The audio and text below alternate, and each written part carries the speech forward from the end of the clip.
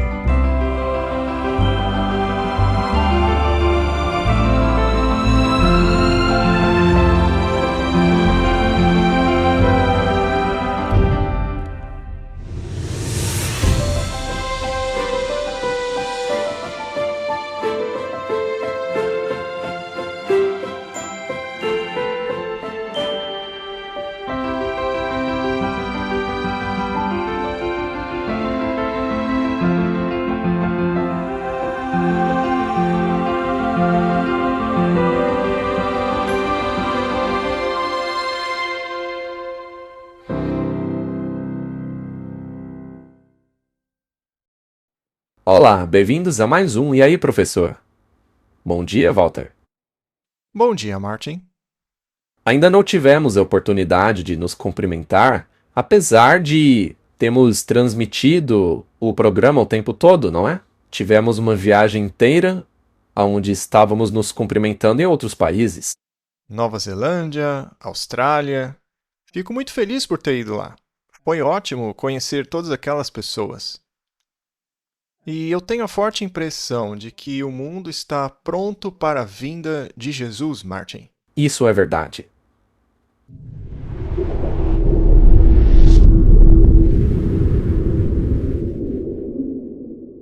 Olá, irmãos e irmãs. Aqui é Matthew Shanche, do The Truth Project. Eu estou feliz em anunciar que irei ao Brasil para a Campal da Terceiro Anjo do dia 17 a 21 de abril. Não deixe de ir, porque lá nós falaremos sobre as profecias mais recentes. Tudo está acontecendo muito rápido e o povo de Deus precisa discernir o que está acontecendo e também ajudar outras pessoas a olharem para Jesus Cristo e saber o que temos que fazer para estarmos prontos para a segunda vinda. Mais do que nunca, temos que compreender a palavra de Deus, como aplicá-la em nossas vidas, para que sejamos luz para os outros.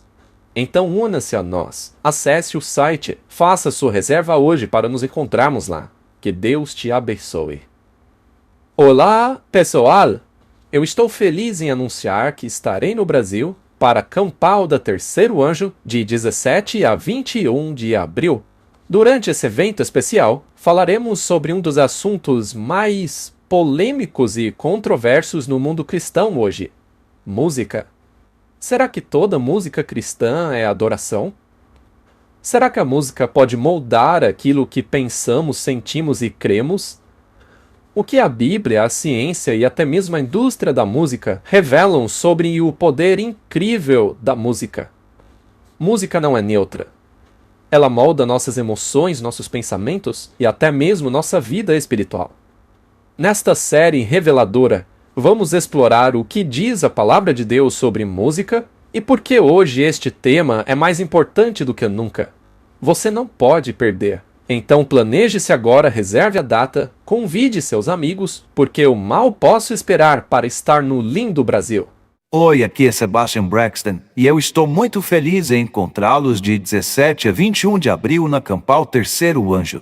Será aí no Brasil, e o que mais me empolga é que não apenas vamos nos unir novamente para estudar a Bíblia, sei que teremos uma experiência incrível de reavivamento. Falaremos sobre temas muito polêmicos nesses últimos dias, para nos prepararmos para a breve vinda do Senhor Jesus. Então, se você ainda está em dúvida, se ainda não tem certeza se vai ou se não vai, eu vou te pedir para se fazer uma pergunta.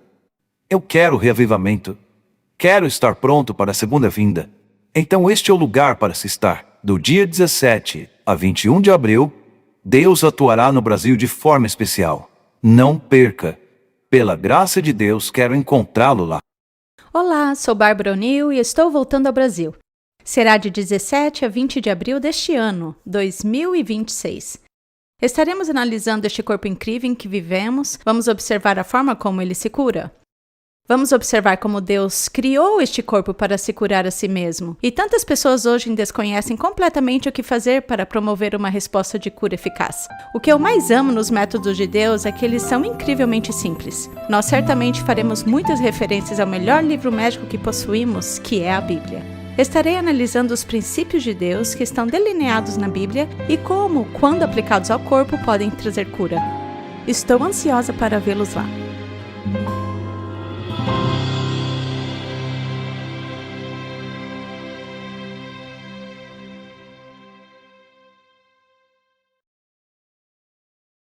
Bom, enquanto estávamos lá, eu me lembro que você estava prestes a fazer a sua apresentação quando veio a notícia de que Israel e os Estados Unidos atacaram o Irã. Sim, foi naquele dia mesmo que o ataque ao Irã começou. Nós pensamos em bater um papo sobre este assunto. Será que o mundo está em jogo? Será que ele vai acabar se unindo? E os reis do mundo terão finalmente uma só mente para se livrar de algo que é problemático e incômodo neste mundo? Pestilentos. Oi? Pestilento, dizem eles, né? Sim, é o que eles dizem. Então, eles querem se livrar de algo que está sendo incômodo e problemático no momento. E eu fico surpreso com a retórica, com a forma como se dirigem a essas pessoas, como se elas não tivessem o direito de existir com a mentalidade que possuem. Agora veja, não estamos defendendo uma mentalidade ou a outra. Não é esse o ponto. É bom esclarecer isso. Sim, porque com certeza vão acusar a gente. Ah, vocês escolheram aquele lado. Não temos lado. Estamos analisando os acontecimentos sob a perspectiva profética. Muito bem, o que realmente está em jogo aqui e por que isso é tão importante? Podemos dizer que o mundo está em jogo atualmente, porque o mundo inteiro vai tomar uma decisão e esta guerra é uma guerra religiosa. É uma guerra religiosa.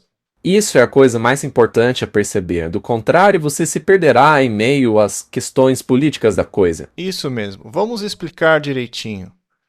E, de novo, vai haver pessoas que discordam da gente, pessoas que veem de outra maneira, mas em nenhum momento nós nos declaramos oráculos aqui, dizendo, olha, a gente tem a resposta definitiva para tudo isso. Não, a gente só tenta oferecer a nossa melhor estimativa em termos de perfil profético. Então vamos direto ao assunto, Martin, e ver aonde isso vai dar.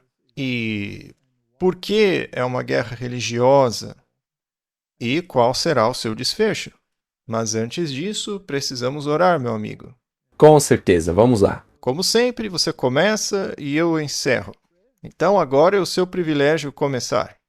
Querido Pai Celestial, é realmente um privilégio. É um prazer conversar contigo e trabalhar para o Senhor.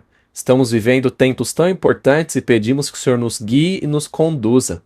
Esteja conosco em nome de Jesus. Amém. Amém. Certo, Martin, vamos dar uma olhada nessa imagem. É uma representação hipotética do reino final de Deus na Terra, não é mesmo? Este reino aí é contrário a outro reino, que é o reino do diabo, certo? É o reino atual do inimigo de Deus. E se interpretarmos a Bíblia corretamente, vemos que os reis do mundo estão em conluio com esse reino do inimigo, levantando-se contra o reino de Deus, porque eles guerreiam contra o Cordeiro, mas o Cordeiro vai vencer. Assim, o conflito final se dá entre a escolha desses dois reinos, destes dois reis. Um é o reino desta terra e o outro é o reino celestial, que será estabelecido pelo próprio Cristo. As batalhas do Antigo Testamento servem como um exemplo para o confronto final, certo? Assim, todo apoio terreno será cortado e você não poderá comprar nem vender, caso escolha obedecer às regras e regulamentos do reino de Deus, já que estes contrariam os regulamentos e leis do reino de outro rei, que é representante do dragão, o inimigo de Deus. Você acabou de falar muita coisa aí, e já foi um bom resumo. Sim, vamos analisar mais a fundo? Sim, por favor? Muito bem, então basicamente a Bíblia fala sobre o anticristo, o chifre pequeno, o poder de Daniel 7, que também é o poder de Apocalipse capítulo 13, que governou o mundo na Idade Média e recebeu uma ferida mortal. Essa ferida mortal será curada e os reis do mundo lhe entregarão o seu poder, quando ele novamente governará o mundo em termos de moralidade. Por meio de um intermediário. Sim, por meio de muitos representantes, mas eles entregarão seus poderes a ele. E a marca de autoridade deste rei, como já mostramos aqui, é o domingo. Haverá um grande debate entre o domingo e o sábado, e se você não aceitar o dia desse rei, você estará rejeitando a autoridade dele, e finalmente será sentenciado à morte. Aliás, com relação a essa guerra, não há basicamente um decreto de morte contra uma determinada ideologia. Então, deve haver algo de errado com a ideologia. Ela não se encaixa na estrutura vigente, certo? Vamos analisar. E sabemos que o mundo inteiro se levantará contra Cristo. Apocalipse 13, versículos 3, 12, todas essas questões. Também Apocalipse 17. Aí vemos que há um conflito entre o dragão e Cristo, contra Cristo e seus representantes. Então será pronunciado um decreto de morte contra aqueles que não querem aceitar a autoridade da besta. Isso está em Apocalipse 13, versículo 15. E o que o povo de Deus pode fazer nessas circunstâncias? Eles não têm mísseis. Não possuem mísseis balísticos, eles não possuem urânio enriquecido.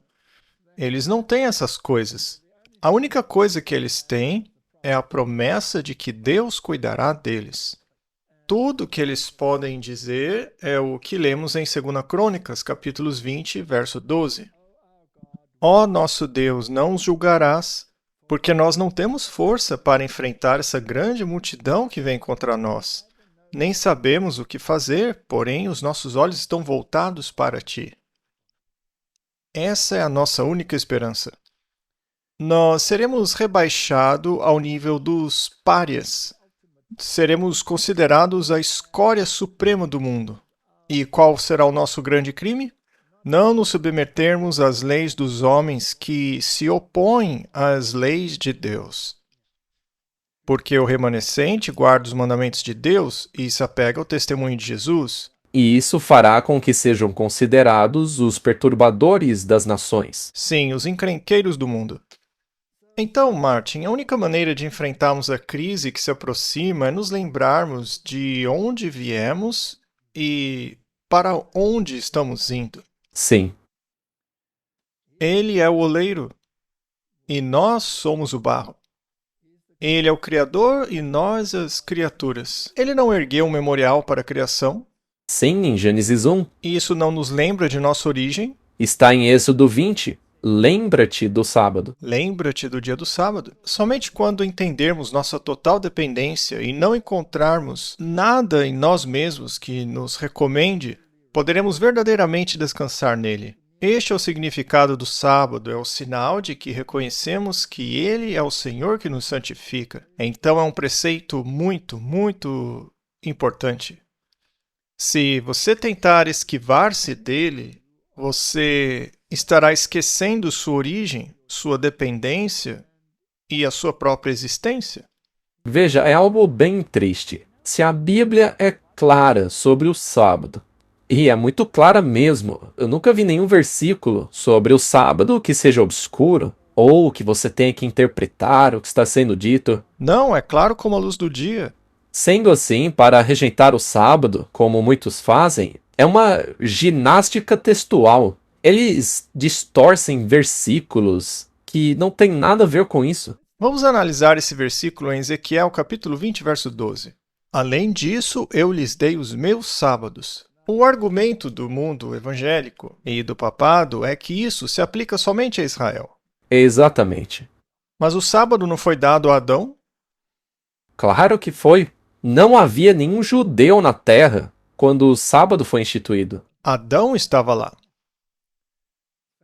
O sábado foi dado para a humanidade. Sim, isso mesmo. Muito bem, Martin. Ele é o oleiro e nós somos o barro. E, de certa forma, ele teve que assumir um papel de vaso terrestre para que pagasse o preço por nós, já que Deus não pode morrer, e a humanidade tinha que morrer. Assim, a divindade se misturou com a humanidade, de modo que, na humanidade, a divindade pudesse pagar o preço. Que história incrível! Além disso, eu lhes dei os meus sábados para serem um sinal entre mim e eles, para que soubessem que eu sou o Senhor que os santifica.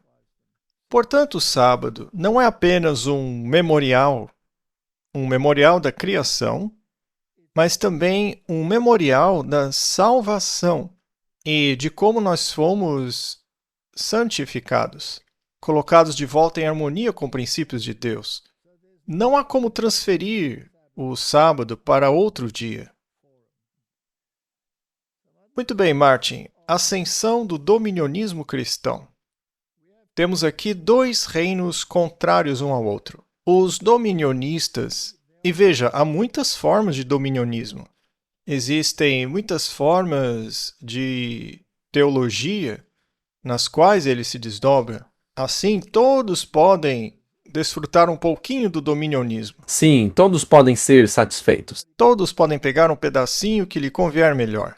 Uma das teorias é a que a igreja cristã será arrebatada, ficando apenas os judeus e os gentios aqui.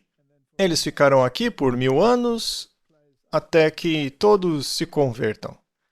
E então o reino de Deus será estabelecido. Portanto, pelos próximos 1000 anos, não haverá igreja cristã nenhuma aqui na Terra. Esta é uma visão, e não é a católica. A visão católica é amileniarista. Não existe milênio. Ora, mas se não há milênio, como isso vai se desenrolar? Bem, a igreja dominará o mundo. Para sempre? Para sempre. Esta é outra visão. Agora, os evangélicos acreditam que haverá um milênio. Como será então na visão deles? Bom, parte diz que a igreja vai ser arrebatada, já outra parte diz, não, será de outra forma. A igreja vai governar. Ela vai permanecer aqui na terra. Ela vai mandar. Mas, naturalmente, ela só poderá fazer isso nas áreas cristãs. Os judeus terão que se mudar para a Palestina, onde eles a governarão. E as nações vizinhas terão que manter os seus sistemas por 1000 anos. E, finalmente, como acreditam pessoas como o pastor Douglas Wilson, que inclusive disse na nossa entrevista, ainda levará uns 250 anos até que a igreja finalmente converta todo o planeta. Então, em algum momento, isso vai acabar acontecendo. Mas a questão é que o poder dominante na Terra será o cristianismo. Isso é basicamente os 10 chifres, certo? Sim. E se você não aderir às regras deles, você será eliminado? Eliminado. O surgimento do dominionismo cristão. Jerry Falwell queria preparar a América para o fim do mundo. Ted Cruz e seus apoiadores evangélicos querem dominar a América.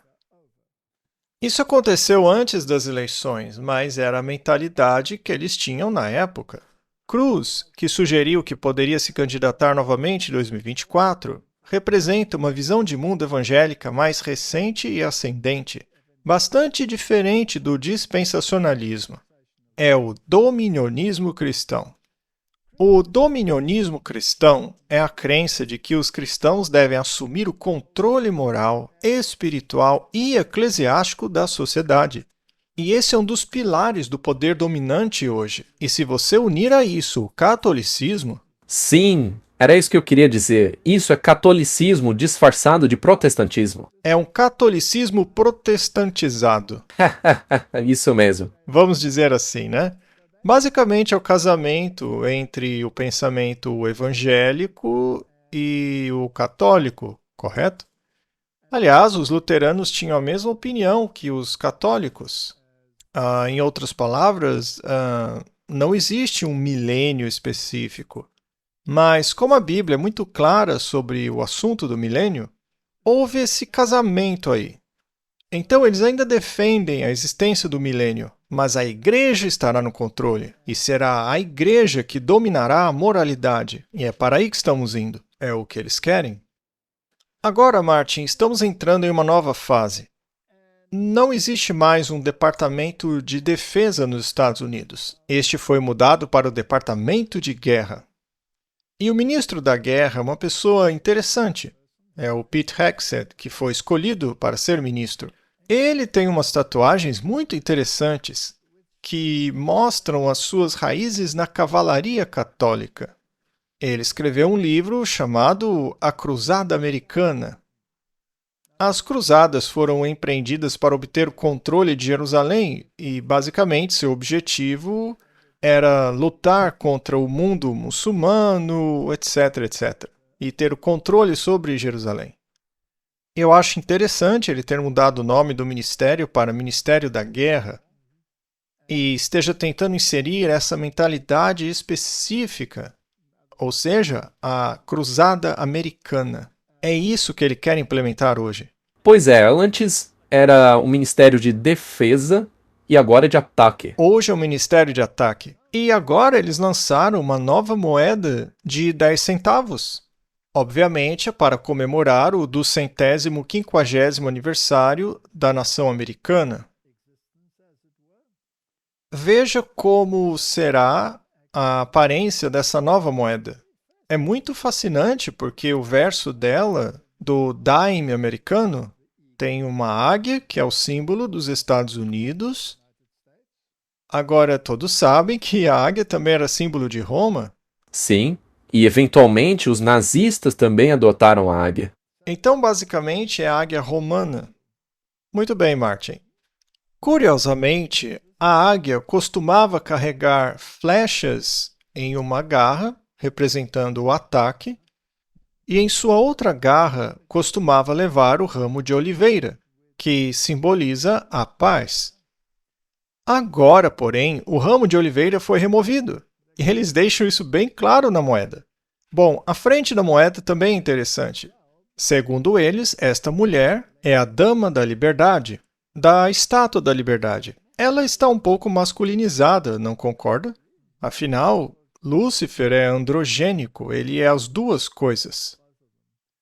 Bom, no novo desenho da face, uma determinada Dama da Liberdade está virada para a direita, enquanto o vento empurra mechas de seu cabelo para a frente. Ou seja, o vento está a seu favor. Ela está se movendo rapidamente. Já no verso, uma águia em voo carrega flechas em suas garras em um dos pés e olha para trás. Já a outra garra, notavelmente, não segura nada. A descrição desta moeda, feita pela Casa da Moeda dos Estados Unidos, diz que a águia com flechas representa a Revolução Americana e a luta dos colonos pela independência. No início, havia 3 colônias originais nos Estados Unidos. Hoje são 50. Eles queriam aumentar para 51 ou 52, incorporando o Canadá e a Groenlândia. Mas, enfim, não importa. O número 13 era o número original. Mas uma flecha também é símbolo de guerra. Então, paz por meio da força. Mas o objetivo deles é a liberdade. Não há paz nessa moeda. Só existe a força. Agora, se compararmos a moeda de 10 centavos antiga, nela tínhamos Roosevelt, o presidente Roosevelt, na frente da moeda. E atrás havia a oliveira. Mas agora eles colocaram a face desta dama, entre aspas, que está usando um tipo de chapéu interessante ali, não é? Você já viu esse chapéu antes? Sem dúvida, há uma semelhança muito, muito grande com o deus Pan. Esse chapéu é o chapéu frígio. Sim, é o chapéu frígio. E já estudamos aqui o simbolismo desse chapéu. Na verdade, trata-se de adoração a Lúcifer. E na moeda antiga, você tinha a chama da liberdade, que no ocultismo também é a chama de Lúcifer. E, para quem não sabe, a estátua da liberdade, com aquela coroa ao redor de sua cabeça, é a estátua de Mitra. Agora, como é um ser androgênico, ela é masculinizada, mas também traz traços femininos. Esta figura aqui, portanto, traz uma feminilidade masculinizada.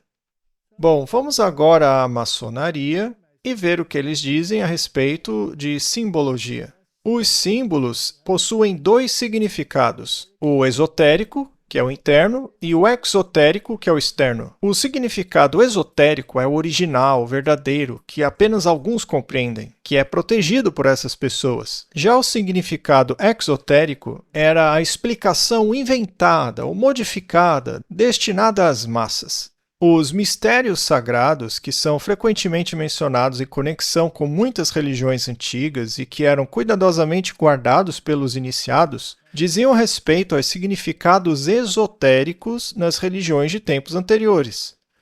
Esses mistérios sagrados muitas vezes eram meramente continuações das formas mais simples de culto sexual primitivo praticadas por alguns escolhidos.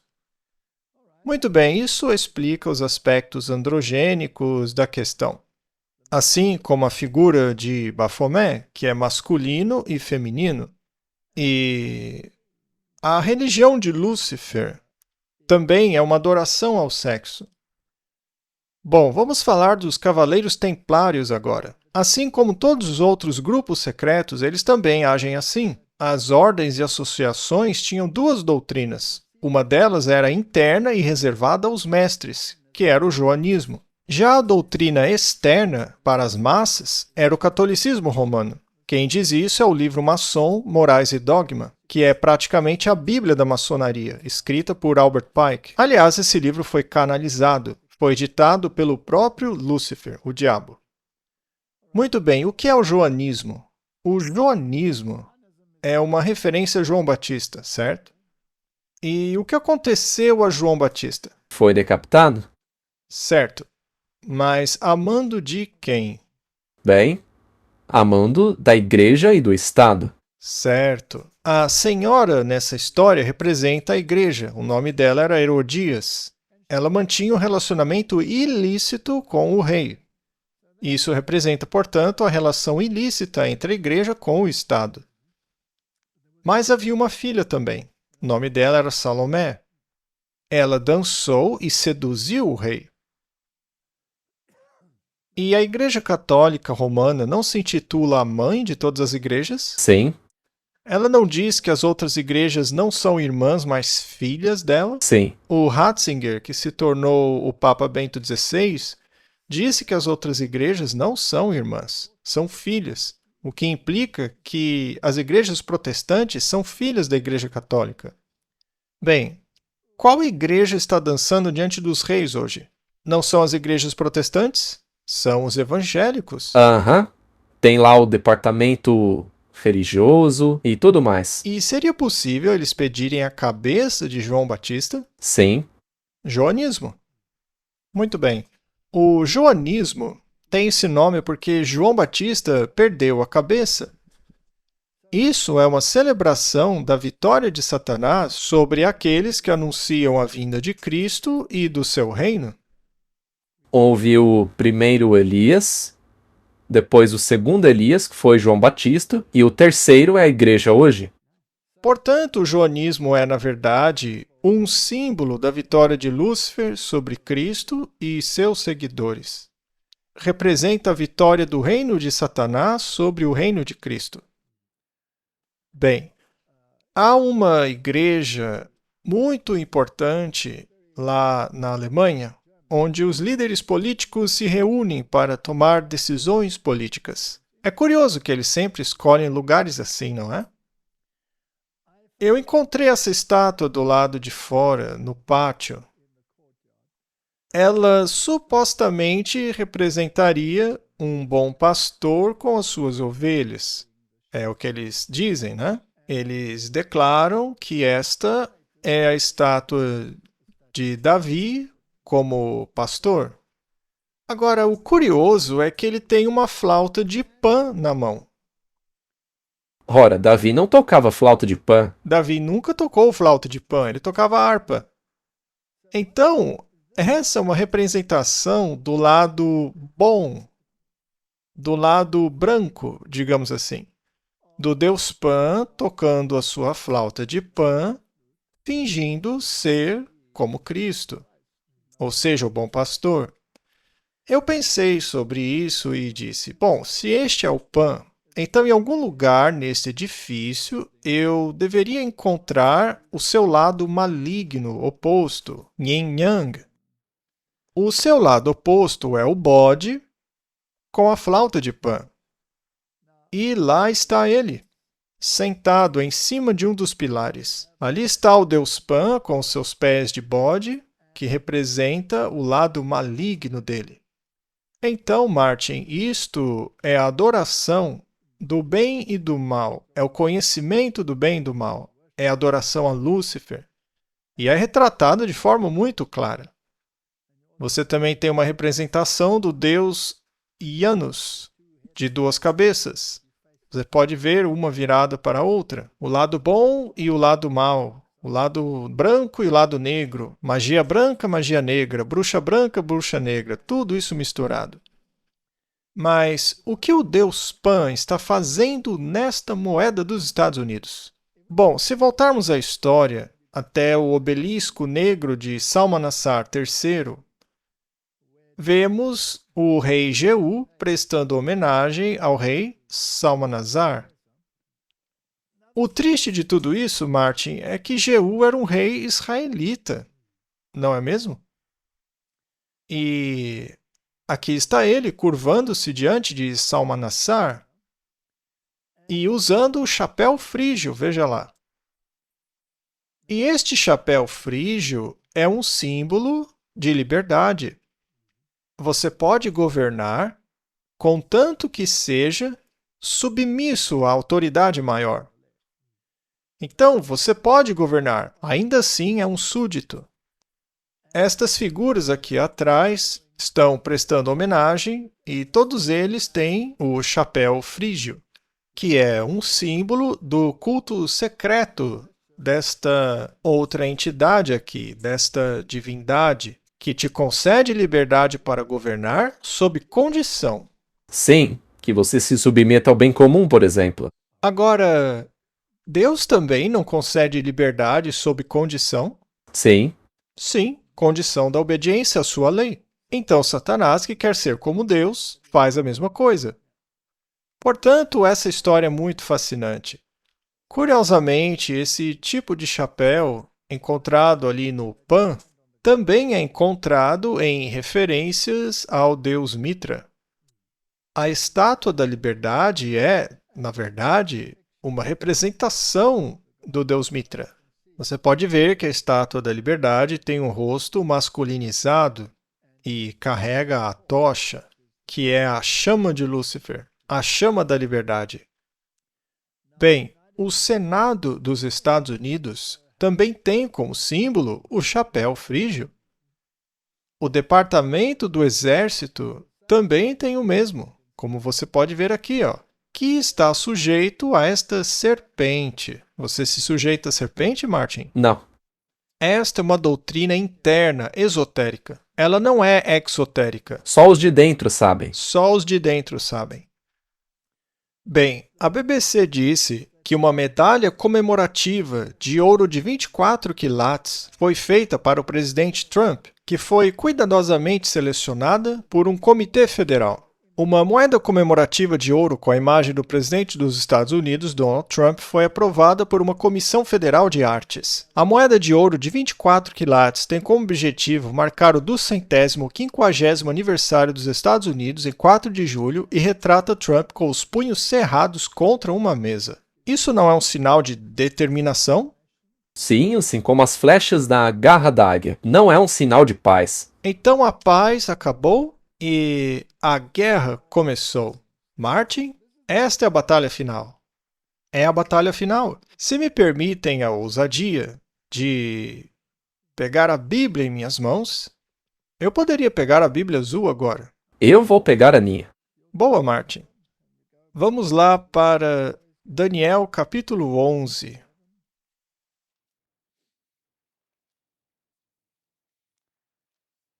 Nós falamos sobre esse rei que é o antítipo de Salmanassar. Sim, ele Ele é o rei da Síria e posteriormente foi sucedido pelo rei da Babilônia.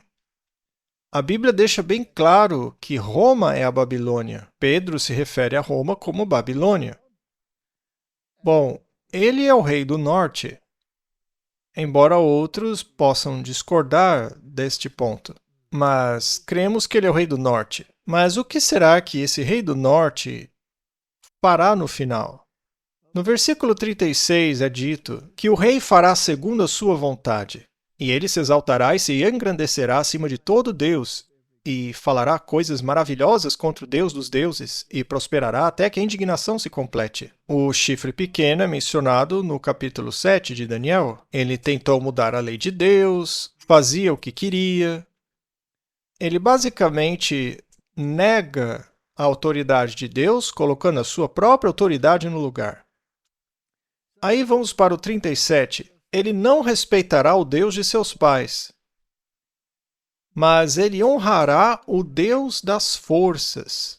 Martin, isso aqui é muito interessante, porque se ele venera um Deus das forças, e ao olharmos as legendas aqui ou as explicações, vemos que se trata de um termo militar. É um termo militar. Então, ele tem o poder em sua mão. Ele tem esse poder militar. E ele se exalta acima de tudo, né? Mas há um detalhe a mais. Além de honrar o Deus das forças, ele força.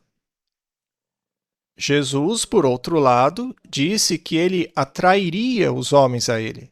já esse aqui age de forma diferente. Ele te força. Esse aqui força, enquanto Jesus atrai. São filosofias diferentes. Mas ele não apenas usaria ouro, pompa e glamour para fazer isso, mas também atuaria nas fortalezas mais poderosas com um Deus estranho. Ou seja, ele está lutando em nome de um Deus estranho. Segundo a Bíblia, no fim das contas, há apenas um Deus estranho, não é? É Lúcifer. Albert Pike e Madame Blavatsky deixam bem claro que Lúcifer é o Deus deles, é o Deus da maçonaria, embora digam outra história para os seus pobres iniciados. O verso 40 diz que no tempo do fim, que é onde estamos hoje, o rei do sul tentaria resistir, e já ensinamos aqui que o rei do sul é o secularismo, e basicamente há uma batalha entre a esquerda e a direita, se você quiser colocar isso em um contexto político. Mas o rei do norte viria como um furacão contra esta mentalidade secular, ou seja, com carros de guerra, cavaleiros e muitos navios. Então ele usará a economia e o poderio militar. Então não serve um departamento de defesa. Não, tem que ser de guerra. Um departamento de guerra. E ele entrará na terra gloriosa, expandirá e conquistará todas as nações. O verso 43 diz que ele terá domínio sobre os tesouros de ouro e prata. quem controla a economia? Ele. Se não fizer o que eu mando, você vai tomar um tapa na cara. Tarifas. Tarifas. E de todas as coisas preciosas do Egito. Então, ele tem poder sobre a economia. Ele controla a economia como bem entende e a usa como arma. Além disso, ele possui poderio militar, é o que a Bíblia diz. Ele então armará as tendas do seu palácio entre os mares, ou seja, entre as nações, e no glorioso Monte Santo, ou seja, no reino de Deus. Ele vai se colocar no lugar santo. Ele é a abominação da desolação. E aí virá o seu fim. Não estamos longe de todas essas coisas. Certamente não. Então tudo já está engatilhado. Hoje já temos o departamento de guerra. Veremos a superação de qualquer obstáculo que se oponha no caminho deste rei, como já estamos vendo. Agora, quem será premiado com a Medalha da Liberdade por promover a liberdade religiosa? É interessante essa história de medalhas, moedas, a Dama da Liberdade, Mas quem está sendo homenageado lá? o manda-chuva. Ele mesmo. O Papa está sendo homenageado. Sendo assim, quem vai dar a medalha a ele? Os Estados Unidos. E ao lhe darem uma medalha, não o estão reconhecendo como a entidade superior? Sem dúvida. Será que ficou claro? É como o rei Jeú diante de Salmanassar. Muito bem. Então ele é o Salmanasar. Ou seu antitipo, vamos colocar assim, o rei da Babilônia. E ele será homenageado no dia 3 de julho, ou seja, um dia antes do dia 4 de julho. O verdadeiro governante será reconhecido um dia antes do volta. A Bíblia diz que eles entregarão o seu poder a ele, certo? O Papa Leão receberá a 38ª Medalha da Liberdade anual do Centro Nacional da Constituição, na véspera do 250º aniversário da fundação dos Estados Unidos. A premiação reconhece o trabalho de toda a vida do Santo Padre. Isso é uma blasfêmia. Não existe nenhum santo, só existe um santo. Deus, não esse daí. A premiação reconhece o trabalho de toda a vida do Santo Padre na promoção da liberdade religiosa, força religiosa, Martin, porque ele é o Deus das forças, e da liberdade de consciência e expressão em todo o mundo. Como eles garantiam essa liberdade de consciência no passado, Martin? As pessoas tinham liberdade de consciência desde que essa consciência estivesse de acordo com a deles. Contanto que estivesse de acordo com o bem comum. Se não estivesse, eles usavam uns brinquedinhos de tortura em você até que você concordasse. E se não, te queimavam na fogueira mesmo. Muito bem. Tudo isso, Martin, de acordo com eles, está em harmonia com os ideais consagrados pelos fundadores da América na primeira emenda à Constituição dos Estados Unidos, disse o Centro Nacional da Constituição. Martin, a Constituição americana não foi escrita para se livrar da tirania da repressão papal na Idade Média? Sim, teve um pai fundador americano, disse que era para manter o banho de sangue na Europa longe dos Estados Unidos. Então essa liberdade religiosa é uma farsa. Porque a liberdade religiosa está sujeita à obediência do que eles querem, do bem comum que é definido por Roma. Sim, todos têm que obedecer ao sistema deles. O jornal The Intercept diz que os líderes militares dos Estados Unidos veem a guerra contra o Irã como um plano divino de Deus. É uma guerra religiosa, uma reviravolta assustadora para o fascismo de Trump. O fascismo era o regime de Adolf Hitler e Mussolini. E Adolf Hitler deixou bem claro que ele introduziu os princípios dos jesuítas em seu regime. Na verdade, ele chamava Himmler de seu Inácio de Loyola. E houve encontros entre Hitler e o Papa daquela época. O Papa era inclusive chamado de o Papa de Hitler. Mas depois da guerra, o Vaticano organizou as coisas e todos os nazistas fugiram para a Argentina e outras partes do mundo. E um desfecho interessante desta guerra foi o fato de os judeus terem retornado à Palestina. Este caminho também foi aberto. Muito bem. Em primeiro lugar, a guerra garantiu que eles fossem expulsos. E depois da guerra, eles foram finalmente enviados para Israel. O Estado de Israel foi inaugurado em 1948, certo? 1948. E é interessante que os aliados tinham os meios para garantir que isso acontecesse. É quase como se os aliados tivessem concluído o trabalho que foi iniciado por outros ali na Europa. Muito bem. Não vamos falar sobre o Holocausto e esses assuntos, vamos apenas analisar o resultado.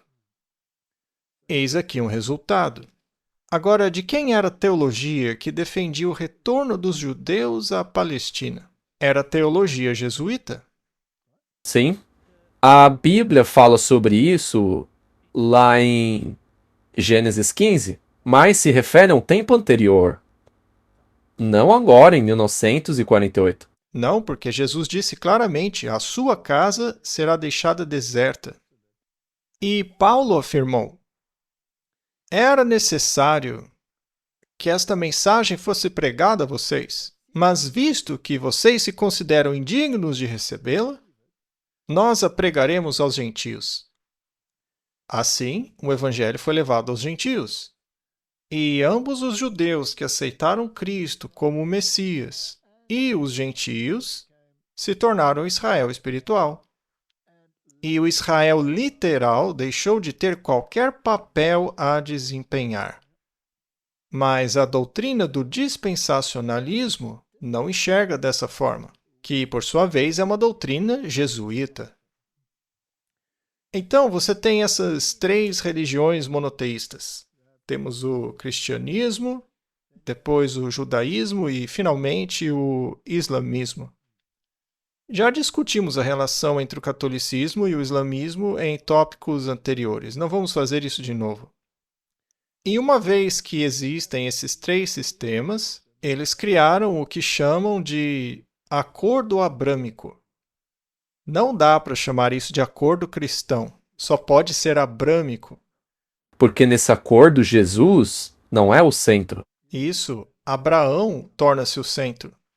E assim você pode ter um sistema dominionista cristão em terras cristãs, um sistema dominionista islâmico em terras islâmicas e um domínio judaico em um recém-criado Estado de Israel, que foi, aliás, financiado pela maçonaria e foi apresentado de maneira maçônica.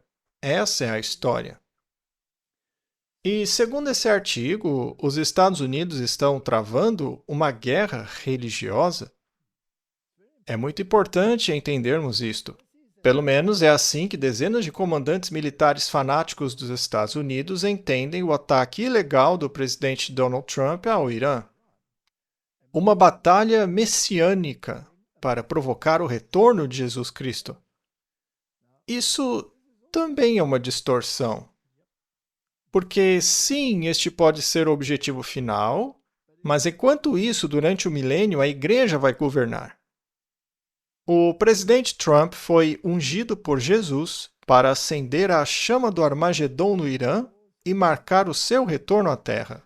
Disse um comandante militar à sua unidade de combate, que poderia ser enviada para lutar no Irã a qualquer momento, segundo uma denúncia supostamente apresentada por um dos oficiais da unidade a um grupo de fiscalização militar. Então eles estão encarando isso como uma guerra religiosa. A Fundação para a Liberdade Religiosa Militar afirma ter sido inundada com mais de 200 ligações em dezenas de instalações militares incluindo 110 denúncias registradas entre a manhã de sábado e a noite de segunda-feira, relatando que seus comandantes invocaram discursos extremistas semelhantes ao messianismo sionista cristão ao justificar a guerra não provocada contra o Irã. Muito bem, Martin. Então, o que há no Irã que se encaixa nesse quadro? É o Irã que está impedindo que aquela área faça parte dos acordos abrâmicos. Sim, porque eles são muçulmanos xiitas. E os xiitas acreditam que os seus imãs, ou seja, seus líderes religiosos, têm que ser descendentes diretos de Maomé. Enquanto que os muçulmanos sunitas acreditam que qualquer líder escolhido representa o Islã. Ele não precisa ser desta linhagem. Essa, então, é uma maneira exclusiva de encarar a liderança islâmica. Porque eles têm a ideia original dos jihadistas, que desejam a erradicação de todos os infiéis e descrentes. Isso inclui os judeus e os cristãos, certo? Ou qualquer outra forma de religião que não seja o Islã. Só que esse tipo de pensamento não se encaixa no clima ecumênico. Ele não serve o bem comum, Martin. Portanto, qualquer pessoa com esse padrão de pensamento exclusivista deve ser erradicada. Você deve exterminá-los da face da terra. É como uma sentença de morte. Se você quer ser um líder e ainda assim insiste com essa ideia, você acaba se tornando um alvo. Sim, você vai ser Marginalizado. isso. Não importa a sua religião. Não importa qual seja a religião.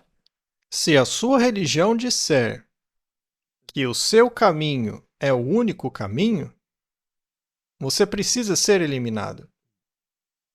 Não é isso mesmo? É o que estamos vendo?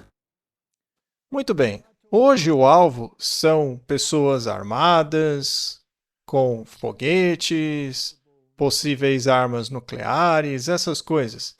Mas muito em breve, o alvo será um grupo diferente de pessoas. E agora, veja, as pessoas não querem aceitar isso. Elas se perguntam o que há de tão especial nesse pequeno grupo de pessoas? Se eles podem fazer isso com este grupo, vão fazer a qualquer outro. Mas vamos nos certificar antes de que os políticos realmente acreditam que esta é uma guerra religiosa.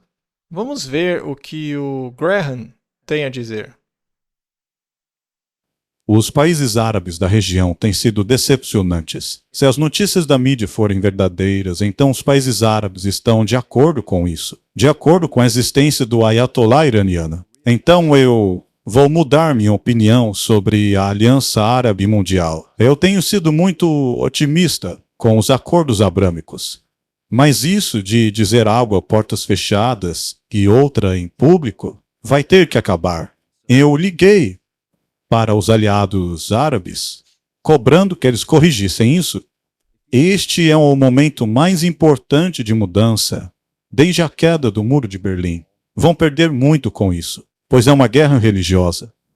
E quem vai ganhar, no fim das contas, serão os terroristas islâmicos radicais que desejam matar todos os judeus porque Deus quis. O que estamos enfrentando agora é um momento de decisão que vai definir o rumo do futuro do Oriente Médio pelos próximos 1000 anos.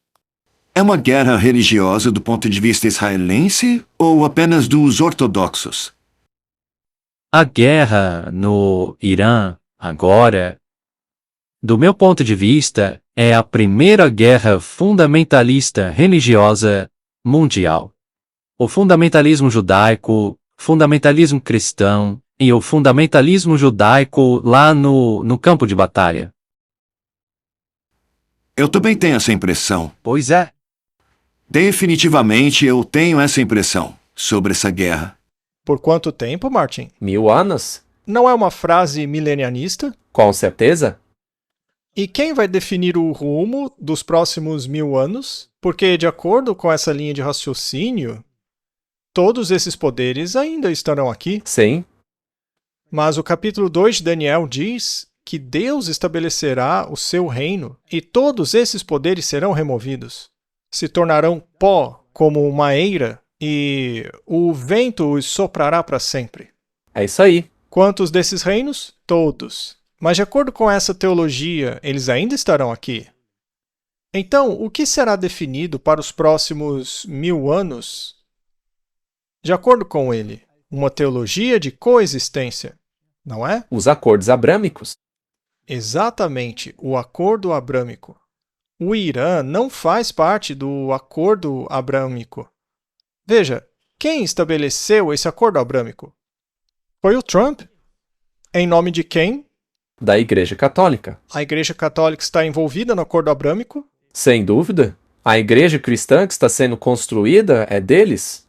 Ali, naquela área. Foi construída como uma catedral e não como uma igreja protestante, né? E já dissemos em inúmeras ocasiões que o Acordo Abrâmico é um pacto contra a expiação de Cristo, É por isso que ele foi mantido de fora. porque Jesus não pode estar nele.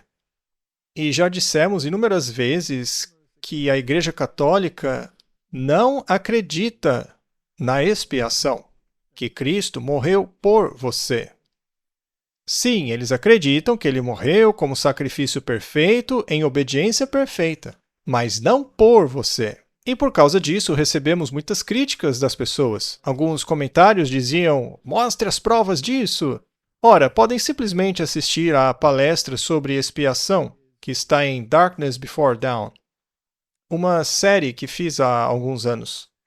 Nessa série há uma palestra chamada Expiação, onde listei todas as citações da Igreja Católica Romana, afirmando que a doutrina deles é exatamente esta. E se alguém ainda não acredita, considere a doutrina do purgatório. Exatamente. Porque no purgatório você paga pelos pecados que já foram perdoados. Ou seja, eles negam sim a expiação. Sim, porque isso vai contra o que Jesus disse. Eu lavei todos os seus pecados como se vocês nunca tivessem pecado. Ficarão sem mácula nem ruga por causa da justiça dele. Então, Martin, a expiação está claramente prefigurada no Antigo Testamento. Sem derramamento de sangue, não há perdão de pecados. Havia a oferta queimada, onde basicamente a vítima, o sacrifício era queimado, simbolizando a morte de Cristo, que, por sua vez, vos liberta da condenação. Depois havia a oferta pelo pecado. Na oferta pelo pecado, você confessava seus pecados sobre o animal inocente que iria morrer, e ele morria em seu lugar. E aí os seus pecados eram perdoados. Também tinha a oferta de grãos. O grão também representa Cristo, que era esmagado, e como consequência, os armazéns de grãos estão abertos. Tudo isso retrata a expiação ali no Antigo Testamento. Mas a questão é que eles querem estabelecer um reino aqui, onde a moral cristã será exercitada em áreas cristãs, os 10 chifres. Já a teologia islâmica será praticada em terras islâmicas. Mas o Irã precisa entrar no bonde, assim como os outros. O pensamento radical deles, que não se encaixa nos outros, deve ser eliminado. E, finalmente, haverá o Estado judeu, com o seu terceiro templo. E o terceiro templo, é claro, é uma negação da expiação. Claro que sim. Pois é, porque todos os símbolos se cumpriram em Cristo, mas eles querem trazer a simbologia de volta. Exatamente. E isso é uma afronta a Jesus. Temos aqui uma conversa interessante entre Tucker Carlson e Piers Morgan. Acho que vale a pena darmos uma olhada. Sim, mas antes, um aviso. Nós não apoiamos nenhuma dessas pessoas. Ao mesmo tempo, é interessante ver o que o Tucker está dizendo e como ele está sendo tratado. Não é que estejamos escolhendo lados, mas é que essas coisas mostram para onde estamos caminhando. Qualquer pensamento diferente do da maioria será um problema. Eu critico o Shapiro e o Levin por perderem controle de suas emoções. E eu também perdi o meu. Não deveria ter dito o que disse. Já pedi desculpas e posso pedir de novo. Eu não odeio os sionistas cristãos, mas eu estou frustrado com alguns líderes evangélicos que não estão pregando o cristianismo, mas sim uma versão doentia, estranha e sectária dele. Esses homens estão colocando Benjamin Netanyahu à frente de Jesus. Isso não é cristianismo, isso é errado. E alguns deles são brutais. Eu aprendi por experiência própria. Franklin Graham, por exemplo, quando me encontrei com Trump, ele disse: acabei de receber uma carta de Franklin Graham te chamando de antissemita. E eu não acho que isso seja cristianismo. Bem, eu lamento que isso irrite o Ted Cruz. Quanto ao Ted Cruz, ele diz que está concorrendo contra mim à presidência. Olha, eu quase quero me candidatar só para concorrer contra o Ted Cruz, pois eu acho que o resultado seria mais ou menos como o da última vez. E, da minha parte, eu gostei muito, razão pela qual nunca tuitei sobre isso, porque eu guardo dentro de mim uma pequena faísca de alegria todos os dias, e eu lembro daquela conversa e sorrio. Martin, isso só demonstra que as pessoas estão confusas com a narrativa. Sim, elas estão. Há muitas narrativas por aí. Sim, existem múltiplas delas. Muito bem. Afinal, qual é a narrativa verdadeira? A verdadeira narrativa é a de que Cristo virá estabelecer o seu reino O reino dele. e que todos esses reinos humanos desaparecerão, mas isso não se encaixa com o que eles querem. Então, Ted Cruz, sendo dominionista e basicamente acreditando no ideal sionista, estando do lado sionista, onde os judeus poderão governar de acordo com as suas regras e ditames, bem, essas são as ideias que geram confusão no mundo, especialmente depois daquele famoso filme Deixados para Trás, que é o outro lado da moeda do pensamento jesuíta. Então, é tudo muito confuso. Eu consigo entender a confusão dele. E o Tucker também tem muitas perguntas. Será que os verdadeiros judeus poderiam se manifestar? Quem são os verdadeiros judeus? Quem são os verdadeiros descendentes de Judá? E você pode se meter em grandes problemas quando começa a raciocinar assim. É provavelmente por causa disso que Franklin Graham o chamou de antissemita. É mesmo? Só porque o Tucker questionou a narrativa. Isso. Então, se você questiona o sionismo, você se torna antissemita. Será que é isso mesmo? Claro que não. Será que você odeia alguém só por questionar algo? Vamos ver o que o Ted Cruz tem a dizer sobre isso. Com relação à direita, eu posso dizer que eu vi antissemitismo nos últimos 18 meses na direita. Ele está crescendo, está ganhando força real entre os jovens, e está sendo divulgado por vozes conhecidas, sendo a maior delas Tucker Carlson. Creio que Tucker Carlson seja o demagogo mais perigoso deste país. E eu digo a vocês que hoje eu decidi que ele é meu adversário. Estamos vivendo uma crise existencial. Estamos vivendo tempos de transformação. O Norm acabou de falar sobre a importância da luta contra o antissemitismo. Mas ele também disse que estamos ganhando. E eu o aplaudo por isso. Porque eu quero ganhar. Mas eu não tenho certeza se é tão preciso dizer que estamos ganhando agora. Mas temos que lutar. Eu digo a vocês, na internet também existem fraudes em andamento. Há milhões de bots. Milhões dos chamados fantoches. São pessoas reais, que falam sobre outros assuntos, mas também abordam conteúdo falso e preconceituoso. Temos que combater tudo isso. Aliás, nas mídias sociais, temos que começar a identificar o país de onde foi feito aquele post. Porque há muitas postagens estrangeiras que fingem ser americanas na intenção de nos dividir. Eu sinto-me honrado por estar aqui para agradecer a todos os presentes, mas também para dizer que este não é o fim de uma batalha na qual podemos comemorar a vitória. Na verdade, é o início de uma batalha onde nossa nação, nossas crenças, nossa Constituição, os princípios que construíram a América estão sob ataque. E precisamos nos preparar para a batalha, ficar prontos e derrotar essa porcaria. Muito bem, vamos fazer uma pergunta. Ele está falando de uma guerra ideológica? Sim. E é aí que surge o problema. Quando alguém começa a questionar e a perguntar de onde vem a sua autoridade para fazer isso, de onde ela vem, estes passam a ser chamados de antissemitas e agora estão em apuros. Então, Martin, se você diz que, biblicamente, os judeus como Estado, como nação, não desempenham mais um papel hoje, nas profecias bíblicas, seria isso antissemitismo? De acordo com ele, sim. De acordo com ele, sim. Bom, posso afirmar categoricamente que, de acordo com a Bíblia, a nação judaica hoje não desempenha mais nenhum papel, porque rejeitou o Messias. Agora, os judeus individualmente podem sim aceitar o Messias e tornar-se parte do reino de Deus. Não há dúvida sobre isso. A Bíblia é clara a este respeito. O Evangelho precisa chegar a todas as tribos, povos, nações e línguas. Isso inclui os judeus Claro. E muçulmanos? e muçulmanos, hindus, budistas, shintoístas, todos eles. Então, nosso objetivo é levar o Evangelho a todos. O Evangelho é muito simples. Aceite Jesus Cristo como seu Salvador pessoal.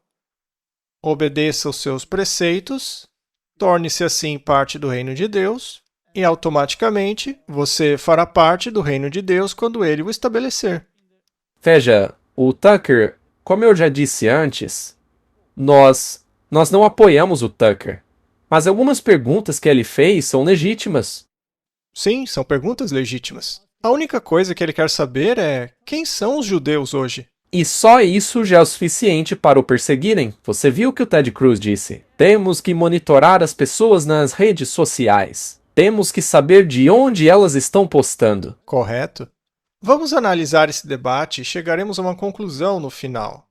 Vamos ver o que o Tucker realmente disse quando ele confrontou Mike Huckabee sobre a relação com Israel. Vamos abordar essa questão. Você recorreu a Gênesis 15, que faz menção a Abrão, que é antes de Abraão. É quando Abrão recebe de Deus a notícia de que seus descendentes herdariam a terra. E agora você me diga, como teólogo, se eu estou entendendo certo. Mas isso seria do Eufrates até o Nilo, certo? Eu entendo que é isso. E, basicamente, isso incluiria todo o Oriente Médio. Isso seria o Levante, seria Israel, Jordânia, Síria, Líbano. Abrangeria também grandes partes da Arábia Saudita, do Iraque. Eu não acho que seria tudo isso. Sim, seria um terreno enorme, mas a questão... Mas seriam muitos lugares que hoje são países. Mas essa área específica da qual estamos falando agora, Israel, é uma terra que foi dada por Deus, por meio de Abraão, a um povo que ele escolheu.